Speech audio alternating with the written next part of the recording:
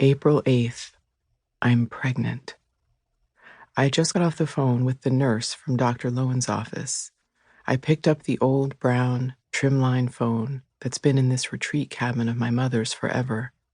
And a woman's voice asked for me, and I said, "This is she." And the voice said, "It's Becky from Dr. Lowen's office." And I said, "Uh-huh." Then Becky said, "The result from the latest test was positive." And I said, "Positive?" And she said, "Yes, you are no longer borderline pregnant." No longer borderline pregnant? I thought I might fall over. I looked out the window at the leaves of the poplar trees shimmering in the breeze. My eyes settled on a vulture falling from the sky in a perfect spiral. He was flapping, then gliding, flapping, then gliding as he descended, and I thought to myself, I will remember this moment and that vulture for the rest of my life. I thought to myself, that vulture is a sign. A part of me is dying. And then the nurse said, "Hello?" And I said, "Yes, I am here. Are you sure I am pregnant?" And she said, "Yes." And I said, "Really?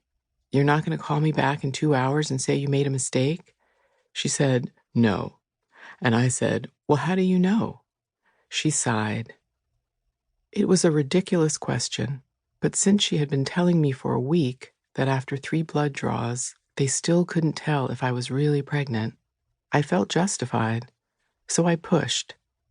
"What do you know today that you didn't know yesterday?" And she said, "The HCG levels are definitely going up." HCG levels? Yes, in the last 24 hours, the pregnancy hormone count has risen from 700 to over 2,300, and that usually means a healthy, robust beginning. And then I had what could only be the first twinges of the maternal instinct. Healthy and robust? A huge smile spread across my face. That's my baby. And then it was as if the synapses in my brain sending exploratory signals to my uterus finally made contact. "Aye, matey, is it a go down there?" "Yes, yes, Captain, we're full steam ahead."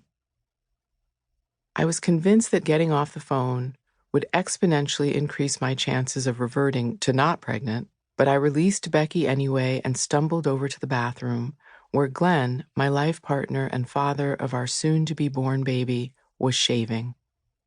I looked into his eyes and tried to keep myself from screaming and jumping up and down. "We did it," I said. He grinned. "Well, I guess that puts the whole motility question to rest."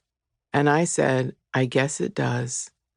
Then I wrapped my arms around him and buried my face in his chest, and he wrapped his arms around me and rested his chin on the top of my head.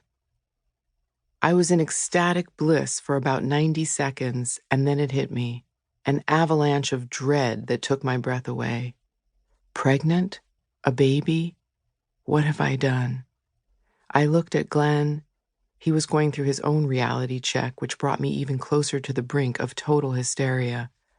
But then, before I could burst into tears and run screaming out of the room, he pulled me into his arms.